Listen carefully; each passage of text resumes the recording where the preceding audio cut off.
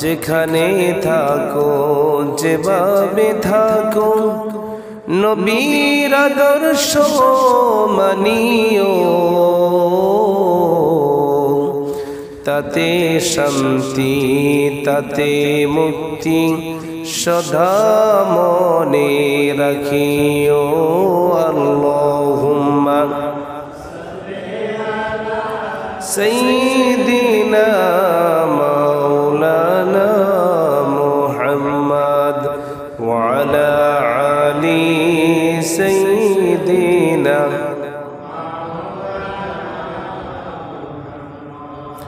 উপস্থিত হযরত হাজিরিন, সম্মানিত মুরব্বিয়ানে আযম, দূর দূরান্ত থেকে আগত সম্মানিত মেহমান বিন্দু, আমার সমবয়সের তরুণ ভাইয়েরা, বাড়িতে অবস্থানরত পর্দাশীলা সম্মানিতা মা ও বোনেরা, সর্বপ্রথম আপনাদের সকলকে রাসূলুল্লাহ সাল্লাল্লাহু আলাইহি ওয়াসাল্লামের শিখানো বাণী দ্বারা সালাম করছি।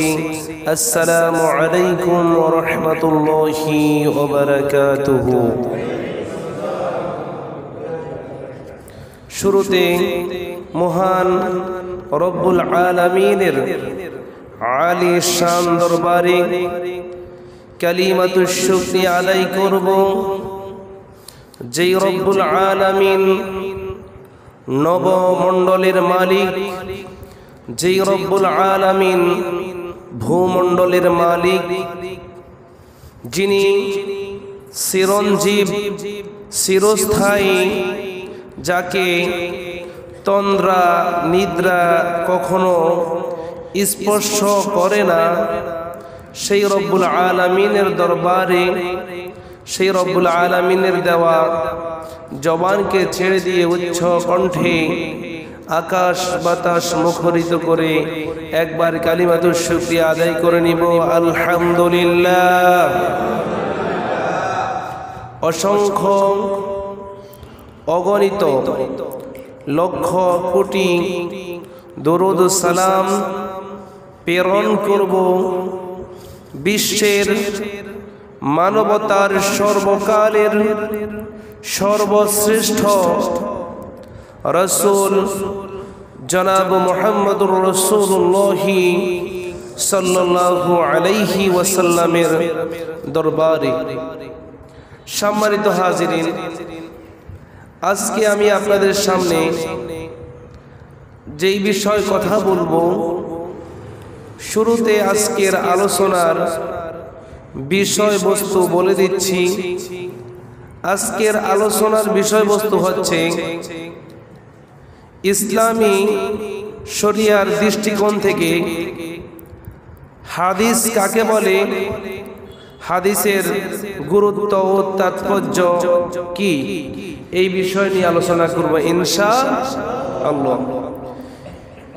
হাদিস, আল হাদিস এটি আরবি শব্দ, এর আবিধানিক অর্থ হচ্ছে কথা, বাণী, সংবাদ, উপদেশ ইত্যাদি। ইসলামী শরীয়তের পরিভাষায় আল্লামা ইবনে হাজার আসকালানী রাহিমাহুল্লাহ বলেন, আল হাদিসু হুয়া আকওয়ালুন নবী ওয়া আফআলুহু ওয়া তাকরীরুহু। মহানবী সাল্লাল্লাহু আলাইহি ওয়াসাল্লামের কথা, কাজ, মৌন সম্মতিকে হাদিস বলা হয়। মুফতি আমিনুল ইহসান রাহিমাহুল্লাহ তিনি বলেন, আল হাদিসু হুয়া আম্মু মিন আইয়াকুনা কওলুর রাসূলি ওয়াস সাহাবী ওয়াত তাবিঈ ওয়া ফি'লুহু ওয়া তাকরীরুহু। সাধারণ অর্থে রাসূল সাল্লাল্লাহু আলাইহি ওয়াসাল্লামের সাহাবায়ে কেরাম এবং তাবিঈদের উক্তি এবং রাসূল সাল্লাল্লাহু আলাইহি ওয়াসাল্লামের কথা ও মৌন সম্মতিকে হাদিস বলা হয়। অন্যদিকে ডক্টর মুহাম্মদ আবু তোহান রাহিমাহুল্লাহ তিনি বলেন, আল হাদিসু মা আদিফা ইলা নবী সাল্লাল্লাহু আলাইহি ওয়াসাল্লাম মিন কওলিন আও ফি'লিন আও তাকরীরিন, যেই কথা কাজ ও সমর্থনের সম্বন্ধে মহানবী সাল্লাল্লাহু আলাইহি ওয়াসাল্লামের দিকে করা হয় তাকে হাদিস বলা হয়। মূলত রাসূল সাল্লাল্লাহু আলাইহি ওয়াসাল্লামের কথা, কাজ, মৌন সম্মতিকে শরীয়তের দৃষ্টিকোণ থেকে হাদিস বলা হয়। মূলত হাদিস ইসলামী শরিয়ার একটি অন্যতম দিক। ইসলামী শরীয়তের মূল উৎস হচ্ছে চারটি। কয়টি? চারটি। কোরআন, হাদিস, ইজমা, কিয়াস। এই চারটা হচ্ছে ইসলামী শরীয়তের মূল উৎস। এই চারটা বিষয় দিয়ে ইসলাম প্রতিষ্ঠিত। কোনো কিছু যদি আপনি কোরআনে না পান সেটা হাদিসে পাবেন, হাদিসে না পান সেটা ইজমাই ওলামায়ে কেরামদের মধ্যে পাবেন। সেখানে না পেলে আপনি সেটা পাবেন কিয়াস দ্বারা, ওলামায়ে কেরামের কিয়াস দ্বারা আপনি সেই বিষয়টা ইসলামের তাদের তাদরিস দ্বারা আপনি সেই বিষয়টা পাবেন, তাখরিজ দ্বারা সেটা আপনি উপলব্ধি করতে পারবেন।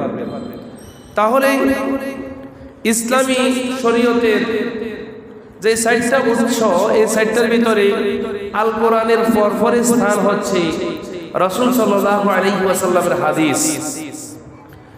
এজন্য মহান রব্বুল আলামিন সূরা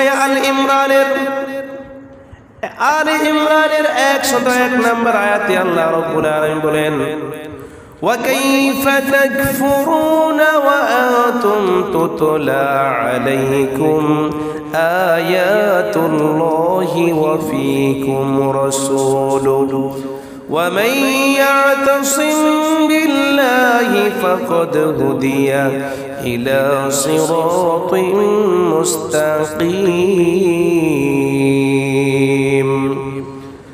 আল্লাহর হাবিব বিশ্বনবী জনাব মুহাম্মদুর রাসূলুল্লাহর কথা নয়, এটি হচ্ছে স্বয়ং আল্লাহ রাব্বুল আলামিনের কথা।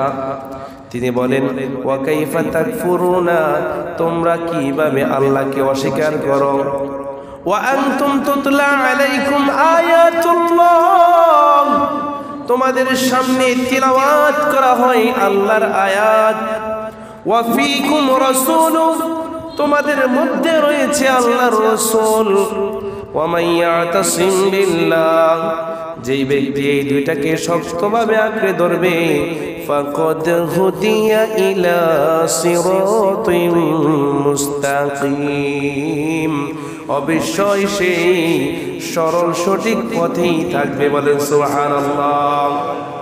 তার মানে আল্লাহর কিতাবে আপনি আমি যদি কোনো সমস্যায় পড়ি, সর্বপ্রথম তালাশ করতে হবে আল্লাহর কোরআন। আল্লাহর কোরআনে আমি যেই সমস্যায় পড়েছি এই সমাধানটা আল্লাহর কোরআনে আছে কিনা সেটা দেখতে হবে। যদি আল্লাহর কোরআনে না পান তাহলে ওয়া ফীকুম রাসূল, আল্লাহ রাসূল সাল্লাল্লাহু আলাইহি ওয়াসাল্লাম তার কথার দ্বারা, রাসূলের হাদিসের দ্বারা আমাদেরকে তালাশ করতে হবে। কোরআনে না পেলে রাসূলের হাদিস, রাসূল সাল্লাল্লাহু আলাইহি ওয়াসাল্লাম হাদিসে যে সমাধান দিয়েছে আমাদেরকে সেই সমাধান গ্রহণ করতে হবে। না হয় আমরা পূর্ণ ঈমানদার হতে পারবো না, জান্নাতের পথে আমরা থাকতে পারবো না। যেই পথে কোরআন থাকবে না, যেই পথে হাদিস থাকবে না, ওই পথে যদি আপনি থাকেন আপনি জাহান্নামের পথে থাকতে হবে। তাহলে আমাদেরকে কোরআন হাদিস মানতে হবে। যেহেতু কোরআনের পর স্থান হলো হাদিসের স্থান, তাহলে এটা আপনি কোরআনের যদি ব্যাখ্যা বুঝতে হয় তাহলে আপনাকে হাদিস জানা লাগবে। হাদিস জানা ছাড়া আপনি কোরআনের ব্যাখ্যা বুঝবেন না। আল্লাহ সরাসরি আয়াত নাজিল করে দিয়েছেন, এটা সকলেই জানে, কিন্তু এই আয়াতটা কি জন্য নাজিল করেছে, এর শানে নজুল কি, এর লক্ষ্য উদ্দেশ্য কি, সেটা কিন্তু বিশ্বনবীর হাদিসে রয়েছে। আপনাকে হাদিসে তালাশ করতে হবে সেই বিষয়টা। তাহলে প্রিয় হাজিরিন, যেহেতু আমাদেরকে হাদিস গ্রহণ করতে হবে, এই হাদিসটা হলো রাসূল সাল্লাল্লাহু আলাইহি ওয়াসাল্লামের কথা এবং কাজ, মৌন সম্মতিকে হাদিস বলা হয়। তাহলে আমার রাসূল সাল্লাল্লাহু আলাইহি ওয়াসাল্লাম যাই বলেন তিনি মুখের কথা বলেন না।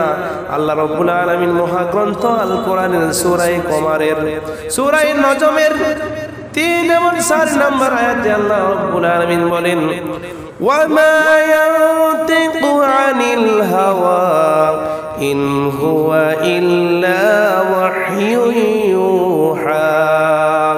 আর তিনি রাসূল সাল্লাল্লাহু আলাইহি ওয়াসাল্লাম তার প্রবৃত্তির তাড়নায় কোনো কথা বলেন না, বরং ওহীর কথা বলেন, তার প্রতি প্রত্যদেশ করা হয়। বলেন সুবহানাল্লাহ। রাসূল সাল্লাল্লাহু আলাইহি ওয়াসাল্লাম তার নিজের খেয়াল খুশি মোতাবেক কোনো কথা বলেন না, যাই কথা বলেন আল্লাহ তাআলা সরাসরি রাসূলের উপর ওহী করেন। বলেন সুবহানাল্লাহ। রাসূল সাল্লাল্লাহু আলাইহি ওয়াসাল্লাম যাই বলেন তিনি নিজের খেয়াল খুশি মোতাবেক কোনো কথাই বলেন না।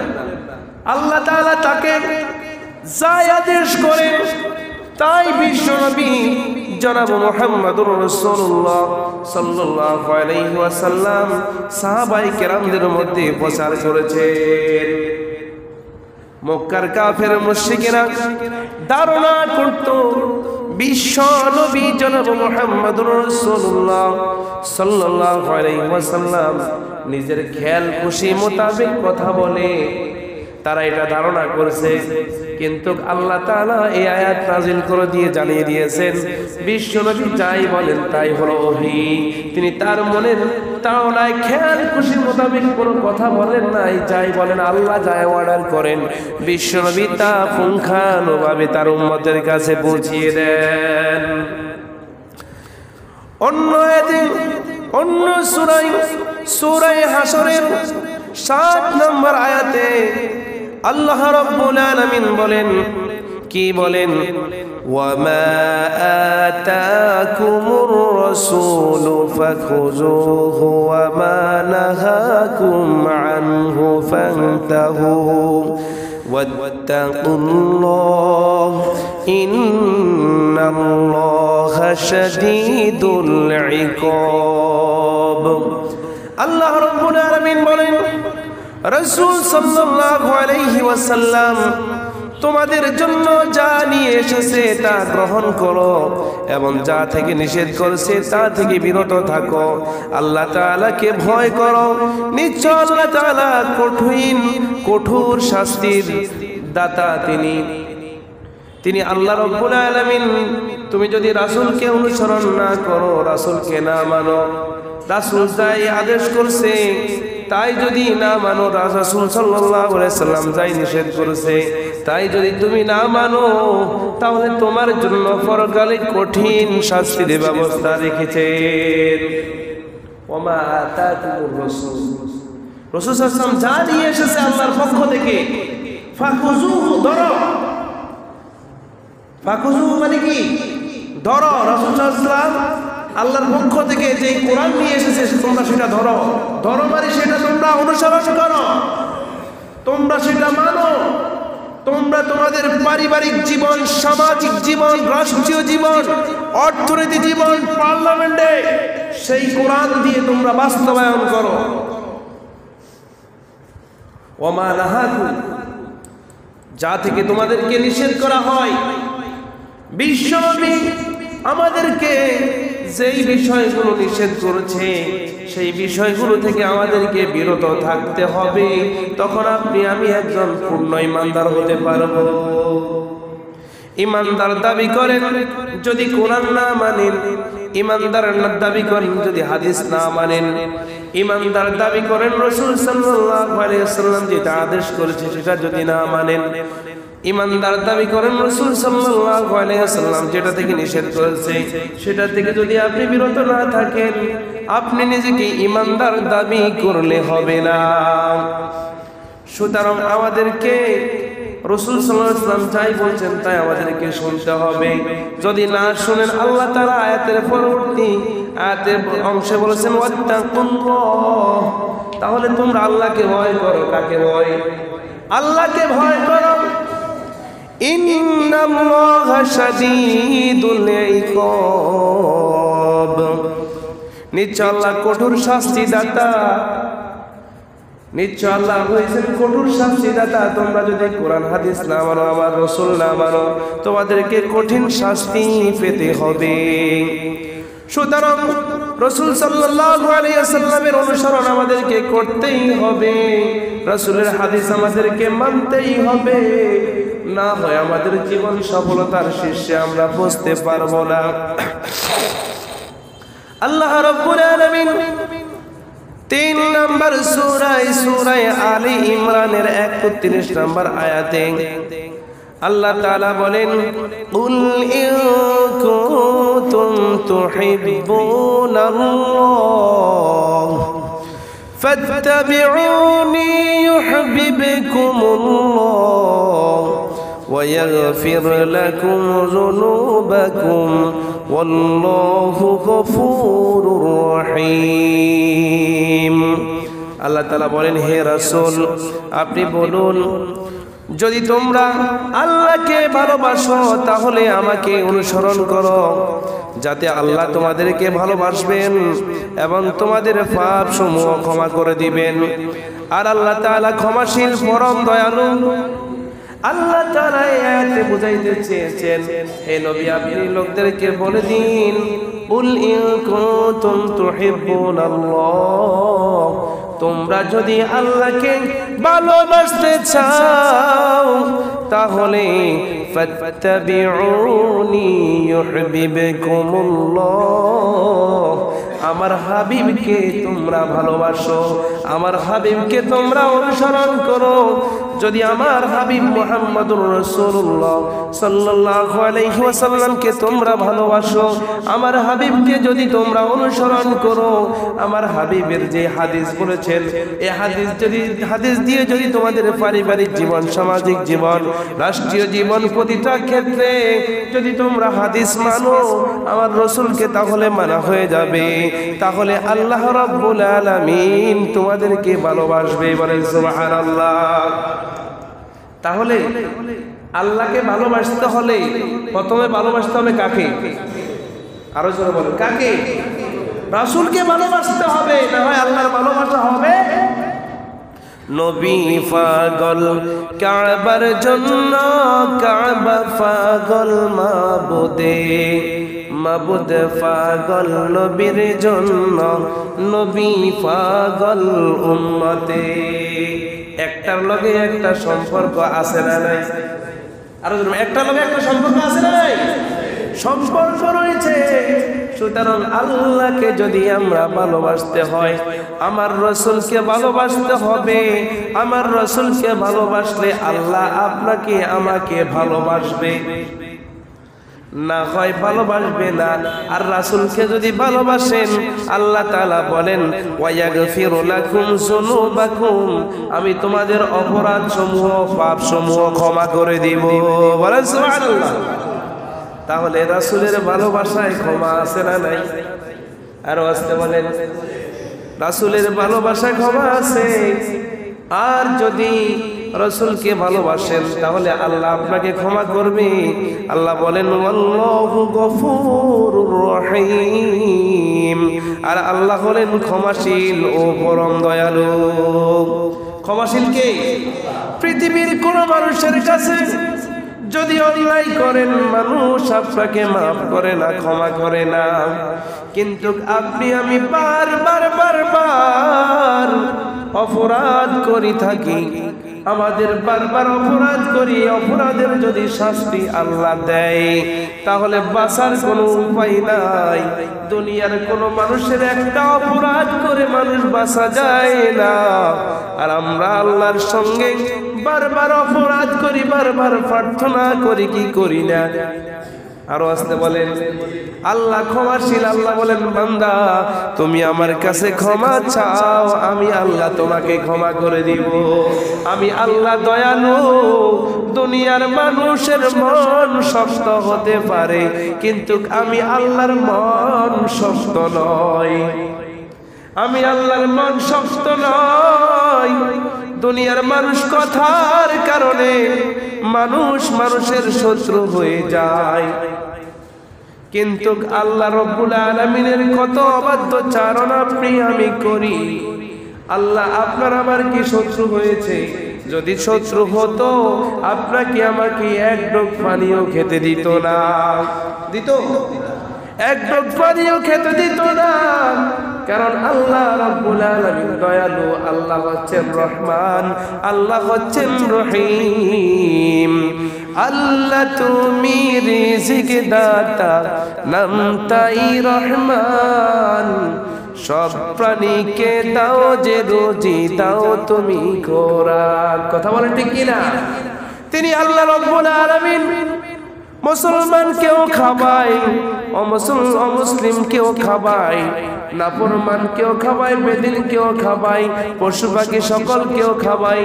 যে আল্লাহর বিরোধিতা করে তাকেও আল্লাহ খাবায় কিনা? আল্লাহ সবাইকে খাবায়, কারণ তিনি তো রহমান।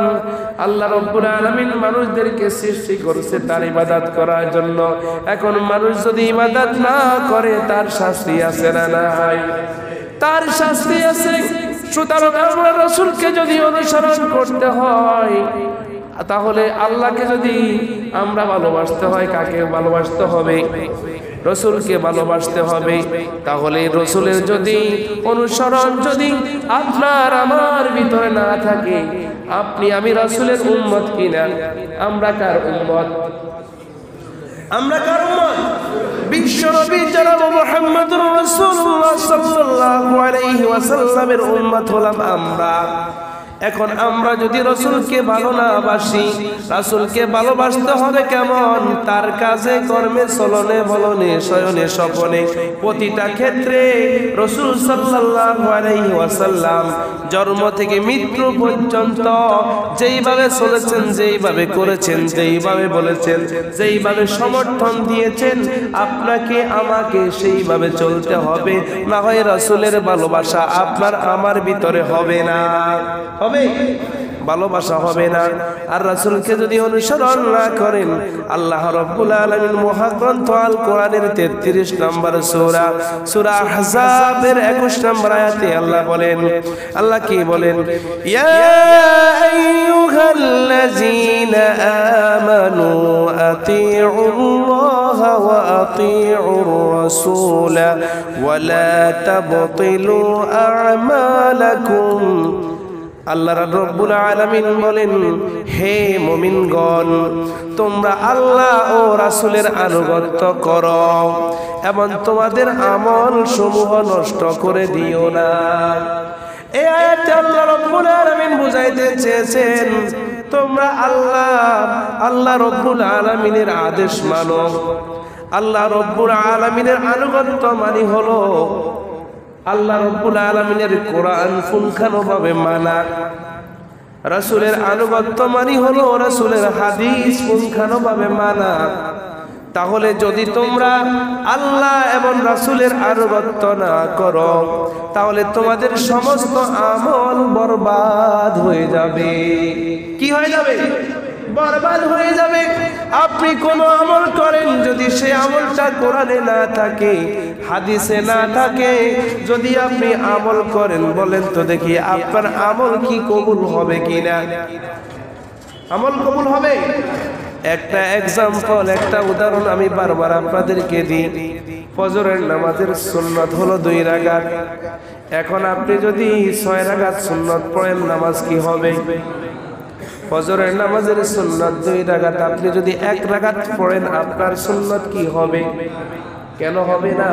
রাসূল সাল্লাল্লাহু আলাইহি ওয়াসাল্লাম 2 রাকাত সুন্নাত পড়ছে, আপনিও 2 রাকাত পড়তে হবে, তখন আপনার সুন্নাত নামাজ হবে। কথা বলেন ঠিক কিনা? এখন রাসূল 2 রাকাত পড়ছে, আপনি যদি 6 রাকাত পড়েন, 5 রাকাত পড়েন, 4 রাকাত পড়েন, 1 রাকাত পড়েন, আপনার নামাজ হবে না। কারণ কেন? রাসূল 2 রাকাত পড়ছে, আপনিও 2 রাকাত পড়তে হবে। এখন রাসূল 2 রাকাত পড়ছে, আপনি 2 রাকাত পড়েন নাই, রাসূলের সঙ্গে আপনার মিলে নাই, তার কারণে আপনার সমস্ত আমল বরবাদ হয়ে যাবে। কথা বলেন ঠিক কিনা? যদি আল্লাহর আইন, আল্লাহর কোরআন এবং রাসূল সাল্লাল্লাহু আলাইহি ওয়াসাল্লামের অনুসরণ যদি আপনি না করেন, আপনি যতই আমল করেন, যতই কিছুই করেন, আপনার কোনো আমল আল্লাহর দরবারে কবুল হবে না। আল্লাহ বলেন ওয়ালা তাবতিলু আমালাকুম, আমি তার সমস্ত আমল বরবাদ করে দিব। এটি আমার কথা না আল্লাহর কথা? আরো জোরে কার কথা? আল্লাহর কথা। তাহলে যেই রব্বুল আলামিন বলেছেন যদি রাসূলের অনুসরণ, আমার অনুসরণ, আমার আনুগত্য, রাসূলের আনুগত্য যদি না করো, সমস্ত আমল বরবাদ হয়ে যাবে। তাহলে বলেন আমাদেরকে মানতে হবে কাকে? আল্লাহকে এবং তার রাসূলকে। আল্লাহকে এবং রাসূলকে মানলে আমাদের সমস্ত আমল কবুল করে নেবেন কে? এবার আল্লাহ রাব্বুল আলামিন রাসূল সাল্লাল্লাহু আলাইহি ওয়াসাল্লামকে কেন আমরা অনুসরণ করব? কেন আমরা অনুসরণ করব? কারণ আল্লাহ রাব্বুল আলামিন বলেন লাকাদ কানা লাকুম ফি রাসূলিল্লাহি উসওয়াতুন হাসানাতুন লিমান কানা ইয়ারজুল্লাহ ওয়াল ইয়াওমাল আখির ওয়া যাকারাল্লাহা কাসীরা। কারণ নিশ্চয় তোমাদের জন্য আল্লাহ তার রাসূলের জীবনীতে রয়েছে উত্তম আদর্শ। এটা তোমাদের জন্য যারা আল্লাহ ও শেষ দিবসের আশা রাখে এবং আল্লাহকে অধিক পরিমাণ স্মরণ করে। তার মানে আল্লাহ তাআলা এখানে বুঝাইতে চেয়েছেন তোমার আমার জন্য রাসূলের জীবনীতে রয়েছে উত্তম আদর্শ। তাহলে ওই রাসূল সাল্লাল্লাহু আলাইহি ওয়াসাল্লাম তার হায়াতের জীবনে কোনটা কাজ করেছে, কোনটা কাজ করে নাই, কোনটা হালাল হিসাবে দেখেছে, কোনটা হারাম হিসাবে দেখেছে, আপনাকে আমাকে সেই বিষয় জানতে হলে রাসূলের হাদিস পড়তেই হবে। রাসূলের হাদিস যদি না জানেন, আপনার আমার জীবন চলাচল করা কঠিন হয়ে যাবে। আপনি আমি ভুল পথে তাহলে হাঁটতে হবে। তাহলে রাসূলের হাদিস বেশি বেশি পড়া দরকার আছে না নাই? রাসূলের হাদিস যেখানে রাসূলের হাদিস বলা হয় সেখানে বসতে হবে, যেতে হবে। যেই জায়গায় হাদিস পড়া হয় সেই জায়গায় আপনি যেতে হবে। অনেক সময় মসজিদে তালিম করে কি করে না? তালিম করে হাদিস পড়ায়, আপনি হাদিসের মাজলিসে বসেন। যদি আপনার সন্তান থাকে তাকে মাদ্রাসা ভর্তি করে দেন, সেই মাদ্রাসায় হাদিস শিখবে, কোরআন শিখবে। কথা বলেন, কোরআন শিখবে, হাদিস শিখবে। তাহলে প্রিয় হাজিরিন, আমাদের এখানে স্পষ্ট হয়ে গেলাম রাসূলের জীবনের মধ্যে আমাদের জন্য রয়েছে উত্তম আদর্শ। যারা পরকালকে ভয় করে, যারা আল্লাহকে ভয় করে, তাদের জন্য। তাহলে আমরা অনুসরণ করব কাকে? রাসূলকে আমরা অনুসরণ করতে হবে। এজন্য অন্য আয়াতে আল্লাহ রাব্বুল আলামিন বলেন 3 নম্বর সূরা আলে ইমরান 32 নম্বর আয়াতে আল্লাহ তাআলা বলেন কুল আতিউল্লাহা ওয়ার রাসূল ফাইন তাওয়াল্লাউ ফাইন্নাল্লাহা লা ইউহিব্বুল কাফিরিন। আল্লাহ তাআলা বলেন বলুন, আপনি বলুন আল্লাহ ও রাসূলের আনুগত্য প্রকাশ করো। বস্তুত তারা যদি বিমুখতা অবলম্বন করে তাহলে আল্লাহ কাফেরদেরকে ভালোবাসেন না। আল্লাহ তাআলা এই আয়াতে বুঝাইতে চেয়েছেন আল্লাহ রাসূলের আনুগত্য করো। যারা আল্লাহ রাসূলের আনুগত্য করে না, আল্লাহ তাআলা বলেন আমি তাদেরকে ভালোবাসি না। যে আল্লাহ এবং রাসূলের আনুগত্য করে না, আল্লাহ পাক বলেন তাকে আমি ভালোবাসি না। আর যাকে আল্লাহ ভালোবাসেন না তাকে কি আল্লাহ জান্নাত দিবে? জান্নাত দিবে না, কারণ আপনি আল্লাহকে এবং রাসূলকে অনুসরণ করেন না। সুতরাং প্রিয় হাজিরিন, আমাদেরকে সর্বক্ষেত্রে রাসূলকে অনুসরণ করতেই হবে। এই রাসূলের হাদিসে রয়েছে আমাদের জন্য উত্তম আদর্শ। এখন হাদিসের নামে বিভিন্ন রকমের জালিয়াতি হয় কি হয় না? মানুষের সাধারণ কথা বলে চালিয়ে দেয় এটা রাসূলের হাদিস, এটা হাদিসে আছে। সাধারণ কেউ কারো কথা বলে কি কয় এটা হাদিসে আছে, আন্দাজে কথা। আপনি কি হাদিস দেখছেন না পড়ছেন? অনেক হাদিস রয়েছে জাল হাদিস, মানুষের মুখের তৈরিকৃত হাদিস। মানুষ, আল্লাহ রাসূল বলছেন, মান কাযাবা আলাইয়া মুতাআম্মিদান ফালইয়াতাবাওয়া মাকআদাহু মিনান নার। যেই ব্যক্তি ইচ্ছাকৃতভাবে আমার উপর মিথ্যারোপ করবে, সেই তার অবস্থান সেই জাহান্নামকে প্রস্তুত করে নিল। কেউ যদি ইচ্ছাকৃতভাবে বানোয়াট হাদিস তৈরি করে, বানোয়াট কথা বলে, যদি বলে এটা হাদিসে আছে, এটা হাদিস, তাহলে আল্লাহ রাসূল সাল্লাল্লাহু আলাইহি ওয়াসাল্লাম বলেছেন সেই জন্য তার জায়গা জাহান্নাম নিজে নিজে প্রস্তুত করে নেয়। বলেন নাউজুবিল্লাহ। আমরা আগে পড়তে হবে, জানতে হবে, তারপরে বলতে হবে এটা হাদিস। এখন না পড়ে না জেনে বলি এটা হাদিসে আছে। কখনো সেই পড়ে নাই, কখনো সেই দেখে নাই, বলে এটা হাদিস। এখন অনেক রিকশাওয়ালাও হাদিস বলে, রিকশাওয়ালাও হাদিস বলে। হাদিস এত সোজা নয়। আল্লাহ রাসূলের সাহাবায়ে কেরাম এক একটা হাদিসের জন্য শত শত কিলোমিটার আপনার দিন রাত অতিক্রম করেছে একটা হাদিসের জন্য, আর রাসূলের থেকে হাদিস নেওয়ার জন্য। জাল হাদিস আছে, মওযু হাদিস আছে, মুআল্লাল হাদিস আছে, শায হাদিস আছে, হাদিসের বিভিন্ন প্রকার রয়েছে। আপনার আবু হুরায়রা রাদিয়াল্লাহু তাআলা আনহু তিনি একবার হাদিস সংগ্রহ করার জন্য যাচ্ছে, দেখতেছে একটা লোক সেই ঘোড়াকে মানে ঘাস দিতে ধোঁকা দিয়েছে। কি দিয়েছে? ঘাস দিতে কি দিয়েছে? ধোঁকা দিয়েছে। ঘোড়ার সামনে ঘাসানি ঘাসে সরিয়ে ফেলছে। আবু হুরায়রা তার থেকে হাদিস নেন নাই।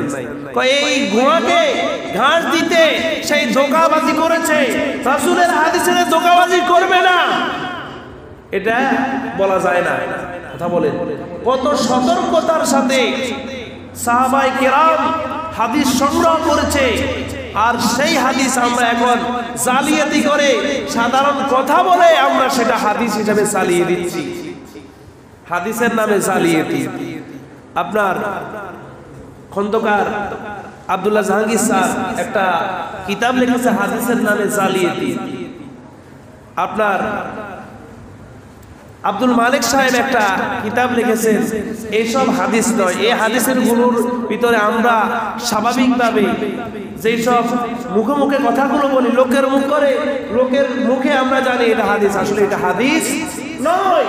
হাদিস জানতে হলে আলেমদের কাছে বসতে হবে, আলেমদের কাছে আসতে হবে, তখন আপনি সঠিক হাদিস জানতে পারবেন। সাধারণ একজন মূর্খের কাছে আপনি হাদিস জানতে পারবেন না, কারণ আপনার একটা সমস্যায় পড়েছেন, আপনি যে কোনো রোগে ভুগছেন, আপনাকে সেই রোগ ওই রোগের ডাক্তারের কাছে যেতে হবে, তখন সেই ডাক্তার আপনাকে ওই অনুযায়ী ট্রিটমেন্ট করবে। এখন আপনার রোগ হলো একটা, আপনি যদি আরো ডাক্তারের কাছে যান, সেই যদি এই রোগের চিকিৎসা দিতে না জানে, তখন রোগী মারা যাওয়ার সম্ভাবনা আছে না নাই? কোরআন হাদিস জানতে হলে উলামায়ে কেরামদের কাছে আসতে হবে, বসতে হবে, কোরআন হাদিস পড়তে হবে, তখন আপনি জানবেন কোনটা ভালো কোনটা খারাপ, কোনটা হাদিস কোনটা হাদিস নয়। সুতরাং প্রিয় হাজিরিন, আপনার আমার জীবনের প্রত্যেকটা ক্ষেত্রে, প্রত্যেকটা সেক্টরে রাসূলের হাদিস রয়েছে। আপনি কোন দিকে যাচ্ছেন, কিভাবে চলছেন, আপনার পরিবার কিভাবে চালাবেন, হাদিসে আছে না নাই? আপনি টয়লেটে কিভাবে যাবেন, হাদিসে দোয়া আছে না নাই? আপনি খাবার খেতে কি দোয়া পড়বেন, হাদিসে আছে না নাই? ঘুমানোর সময় কি দোয়া পড়বেন, সেটা আছে না নাই? সংসদ কিভাবে চালাবেন, হাদিসে আছে না নাই? রান্নাঘর থেকে শুরু করে পার্লামেন্ট পর্যন্ত প্রত্যেকটা ক্ষেত্রে কোরআন হাদিস রয়েছে। আমরা সেটা পড়ি না, সেটা অনুসরণ করি না, অনুধাবন করি না, বুঝি না, তার কারণে আমরা আমাদের কাজে কর্মে প্রত্যেকটা ক্ষেত্রে আমরা ভুল পথে হাঁটছি। কোনটা হালাল, কোনটা হারাম, কোনটা জায়েজ, কোনটা না জায়েজ, আমরা সেই বিষয় জানি না। তার কারণে হজ বরল আমাদের অবস্থা হলো এইরকম অবস্থা। সুতরাং হাদিস, কোরআন এটি বেশি বেশি করে পড়তে হবে, বুঝতে হবে। যদি বাংলা পারেন হাদিসের অর্থ পড়েন, কোরআনের অর্থ পড়েন। আরবি যদি না পারেন তখন বুঝবেন কোনটা হাদিসে আছে, কোনটা হাদিসে নাই। আপনার পারিবারিক সমস্যায় পড়েছেন, হাদিসে কি নীতি মারা রয়েছে পরিবার চালানোর ক্ষেত্রে, আপনি সেটা পড়েন, সেই অধ্যায়, সেই ভাবটা পড়েন, সেই অনুচ্ছেদটা পড়েন, সেই লিসনটা পড়েন, তখন আপনি সেটা জানতে পারবেন। সমাজ, রাষ্ট্র, প্রত্যেকটা ক্ষেত্রে কোরআন হাদিসের অবদান রয়েছে। বিশ্বনবী জনাব মুহাম্মদুর রাসূলুল্লাহ বিদায় হজের ভাষণে বলছেন, আমি তোমাদের মাঝে দুইটা জিনিস রেখে যাচ্ছি, একটা হচ্ছে কোরআন আর একটা হচ্ছে হাদিস। এই দুইটা জিনিসকে যে ব্যক্তি আঁকড়ে ধরবে সেই কখনো গোমরাহ হবে, সেই কখনো পথভ্রষ্ট হবে না। সুতরাং আমাদেরকে যদি সঠিক পথে থাকতে হয় কোরআন হাদিস পড়তে হবে, না হয় সঠিক পথে থাকা সম্ভব হবে না। আসুন আমরা সব সময় বেশি বেশি করে কোরআন পড়ব, হাদিস পড়ব। যদি না পারি কোরআনের মাজলিসে বসবো, হাদিসের মাজলিসে বসবো, ওলামায়ে কেরামদের থেকে হাদিস শিখবো। ওই হাদিস দিয়ে আমরা আমাদের জীবন গঠন করব। নামাজে কোনটা ওয়াজিব, কোনটা ফরজ, কোনটা সুন্নাত, কোনটা সুন্নতে মুআক্কাদা, কোনটা ফরজে আইন, কোনটা ফরজে কিফায়া, আমাদেরকে এগুলো জানতে হবে। এগুলো জানতে হলে ওলামায়ে কেরামদের কাছে বসতে হবে। এখন আমরা সেটা জানি না, বুঝি না, তার কারণে আমরা ঠিকমতো ইসলামের বিধিবিধান পালন করি না। সুতরাং ইসলামের যেই সাইটটা উৎস রয়েছে কোরআন, হাদিস, ইজমা, কিয়াস, এই সাইটটা বিষয়ের আপনার সমন্বয়ে ইসলাম গঠন হয়েছে। সুতরাং আমাদেরকে ইসলামের পথে থাকতে হলে ইসলামের দিক নির্দেশনা মানতে হবে, না হয় দিক নির্দেশনা পাওয়া কঠিন হয়ে যাবে আপনার আমার জন্য। আমরা সকলে জান্নাতে যেতে চাই, সকলে রাসূলকে অনুসরণ করতে চাই, কিন্তু রাসূলের সুন্নাত আমরা মানি না। কথা বলেন, রাসূলকে আমরা আল্লাহকে ভালোবাসতে চাই, কিন্তু রাসূলকে ভালোবাসি না। আল্লাহ তো বলছেন আল্লাহকে ভালোবাসতে হলে আগে রাসূলকে ভালোবাসতে হবে, আর রাসূল যেভাবে চলেছে ওইভাবে রাসূলকে আঁকড়ে ধরতে হবে। এখন আমরা রাসূলের উম্মত দাবি করি, কিন্তু এই রাসূল তার জীবনে 63টা বছর কোথায় কি করেছে সেটা আমরা অনুসরণ করি না। কথা বলেন, 63 বছর জিন্দেগিতে রাসূল কোথায় কি করেছে আমাদেরকে একটু এই বিষয় জানতে হবে। তো তখন আপনি আমি হেদায়েতের পথ পেতে পারব। কারণ আপনার আমার জীবন যদি রাসূলের জীবনের সাথে না মিলে, আপনার আমার জীবনী রাসূলের জীবনের সাথে যদি না মিলে, আপনার কোনো আমল গ্রহণযোগ্য হবে না। অ্যাকাউন্ট নাম্বার যদি না মিলে, অ্যাকাউন্ট নাম্বার যদি না মিলে, আপনি যদি অন্য অ্যাকাউন্টে টাকা রাখেন, আপনার কি অ্যাকাউন্টে আসবে? যদি ভুল অ্যাকাউন্টে টাকা রাখেন, আপনার অ্যাকাউন্টে কি টাকা আসবে? আসবে না। কারণ আপনার যে অ্যাকাউন্ট, ওই অ্যাকাউন্ট নাম্বারে আপনার টাকা রাখতে হবে। এখন আপনি ভুলবশত অন্য অ্যাকাউন্টে টাকা রেখে দিলেন, হাজার হাজার লক্ষ কোটি টাকা, আপনার কোনো লাভ হলো না।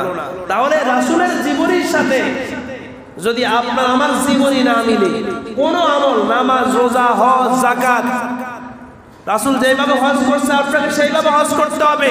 যদি অন্যভাবে হজ করেন আপনার হজ কি হবে? রাসূল যেভাবে 5 ওয়াক্ত নামাজ পড়ছে, যত রাকাত পড়ছে তত রাকাত পড়বেন। যদি এর থেকে বেশি পড়েন, কম পড়েন, আপনার নামাজ কি হবে? কেন হবে না? কারণ রাসূল যেভাবে পড়ছে আপনি সেভাবে পড়েন নাই। রাসূল যেভাবে রোজা রেখেছে আপনাকে সেইভাবে রোজা রাখতে হবে। রাসূল যেভাবে পরিবার চালিয়েছেন, সমাজ চালিয়েছেন, রাষ্ট্র চালিয়েছেন, সেইভাবে আপনাকে চালাতে হবে। তখন আপনি রাসূলের অনুসরণ হলো। এখন আপনি কোন ক্ষেত্রে রাসূলের অনুসরণ আপনার ভিতরে নাই, তখন এবার বলেন তো দেখি, রাসূল কি আপনাকে ভালোবাসবে? বাসবে না। কারণ রাসূলের যেভাবে বলেছে এইভাবে আপনার ভিতর কোনো কিছুই নাই। এখন রাসূলের যদি উম্মত দাবি করেন, আপনি কি উম্মত হতে পারবেন? উম্মত হতে পারবেন? এত সোজা নয়। রাসূলের উম্মত হওয়া এত সোজা নয়।